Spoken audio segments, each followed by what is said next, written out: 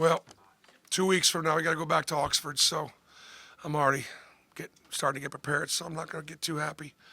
I told our guys before every now and then they were asking me, Coach, you impressed yet? And I really haven't. I really haven't been. And part of it is just, we haven't played that many ranked teams yet, right? And no, but Ole Miss comes in ranked, and they're a good team. Got a really well coached and really good personnel, older guys. Golly, when you look at Jamin Brakefield or Matthew Morrell or Alan Flanagan, and the kid Murray, those guys have played a lot of basketball, and each one of them are 20-point a night guys, and so to play that well and to control the game like we did was impressive. I thought particularly the way we guarded, and again did a good job of, especially in the first half, guarded without fouling. We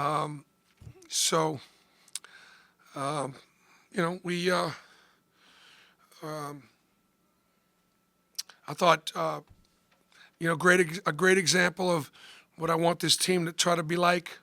A couple of things.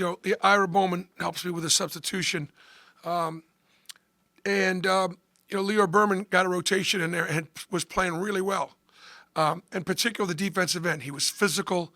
Had gone up against Al, for 4 years, and had really did a nice job. Was working really hard defensively. Was effective out there. It was more than his time to come out. And Chad Baker was due to come in, and Chad Baker says to Ira, leave him in there. Leor's playing so great. When you got teammates like that, that's really, really, really, really special. So let's hope we can keep that going. Turned it over a little bit too much, but other than that, and played well. Hey, Bruce, just talk about defensively. You held them to 9 of 31 in the second half. How far has this team come from before the season when you talked about defense was sort of what you wanted to see, and 59 points against a pretty good team? Yeah, they're locked in, and I think they're beginning to enjoy the fact that they have the ability to make it difficult on the opponent, and they're creating some offense from their defense. But again, it goes back to being unselfish. You realize the effort that it takes to be in the right spot at the right time and to do the things that they've got to do to be able to, sit down and guard. I just, Matthew Morrell averaged 24 against us last year. Averaged. Shot, he shot 2 free throws tonight. He shot like 22 last year in 2 games. So, the defense can carry us if we can continue to, do this. Obviously our mind is set. We know where we got to go on Wednesday. We understand what an unbelievably tough cover Alabama is. So it's going to be important, and we know how physical and athletic and how hard Mississippi State plays. So, Coach, 40 points from the bench tonight. You continue to have one of the most productive benches in the country.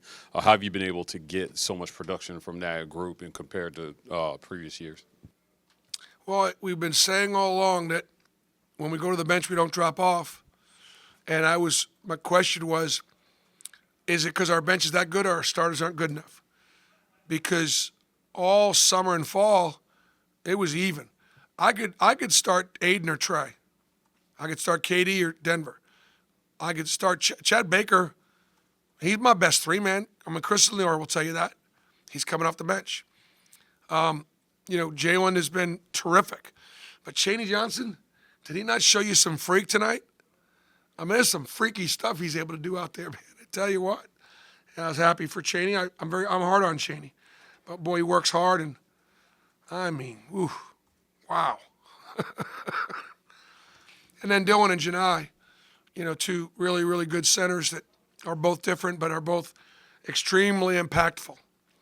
I thought Stephen Pearl tonight had the scout, and he had it. Brilliant, brilliant game plan. Coach, you've talked a little bit about putting together two good halves this season. What did you see in the second half, and how important is it to maintain that focus whenever the score gets a little lopsided? Well, I think Ole Miss had a little bit to do with it. I think Chris recognized that they weren't going to win the game and started to go to his bench a little bit. And,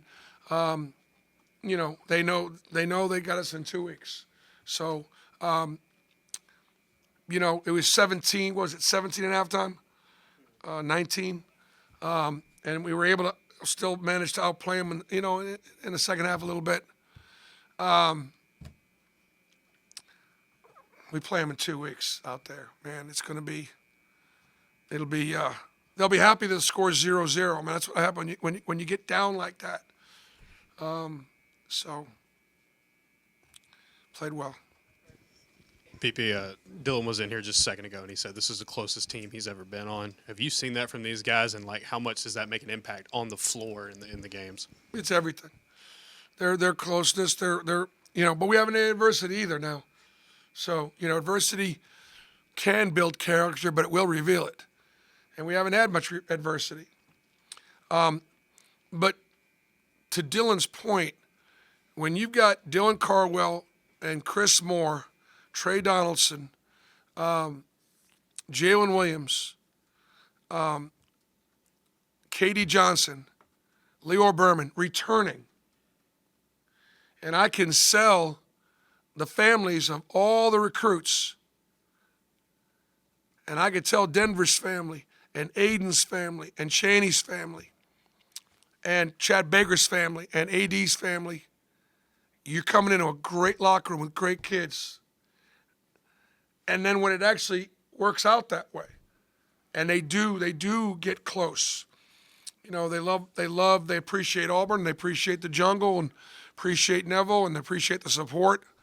But that culture is clearly, and Janai, returning player, you bring those two things together, and it's a powerful force. What improvements have you seen so far this season, and what are some things you still need to work on heading into Alabama next What was week? the first part of it? What improvements have you seen so far this season? Improvements?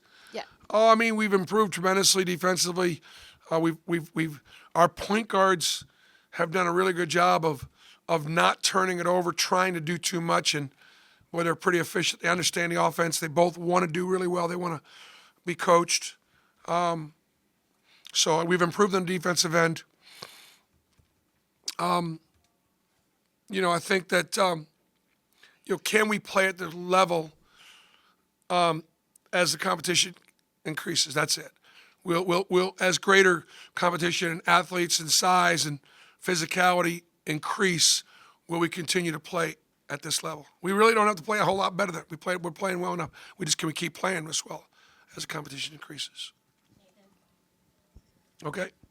Bruce, I'm sorry, sorry. yeah, one more. Dylan mentioned that the game plan was not to go inside because of their shot blockers. Still, you guys have 42 points in the paint. I guess, how did you see those openings, come about so effectively for y'all?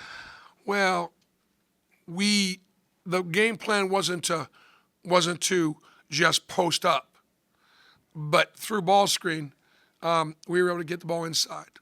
And so, just throwing it in there and trying to make one-on-one plays in those guys or driving it down and having them, no. So we were conscious of that as far as just pure post-up. But we still were able to get the ball through our ball screen offense inside. All right, two more questions, B. Matt, and then Zener. Yeah, just building on what Ferg asked you about Dylan and the closeness of this team. Dylan mentioned a couple of times that during the summer that you encouraged them to eat together every meal if possible. And he said that played a part in that closeness. Do you feel like little things like that can make a difference? Well, I think that's a way of putting them in positions to try to get to know each other and things like that. We had breakfast and we made them do certain things like that. But I just think it's the kind of guys you try to recruit. Honestly, I just think, and then when they know, like Denver knew he was going to a situation where we're going to share it. And he chose to go from a place where he's a leading scorer in the league, averaging over 20 a game, knowing that his shots were being protected down. But I'm telling you, I mean, he made he made a couple big shots. Denver could be, He could be our leading scorer if we did more for him. He could be. And yet he goes, all right, who's my guy? Who do I got to guard tonight? And I know that when he's open, he can make plays, and he's going to improve a great deal. He's going to do so many things in the offseason to get better. But that's been our key. Last one, Zener. Sorry for a little bit of a big picture question, but it took you guys maybe a little while to make believers out of folks and get in the rankings. Maybe that's because of the schedule. Did that help a team maybe stay focused, keep grounded, and just keep working and improving without getting caught up in all that? So far, they're having fun in spite of me. And I mean it. They're having fun in spite of me. We are still not as good as they think we are. I mean, right now, we're not. We're better than they thought we were. We'll just see. We'll just see how the play. We'll just keep playing it out. This is a very good win tonight because of the margin against a good team. Let's see what this week brings.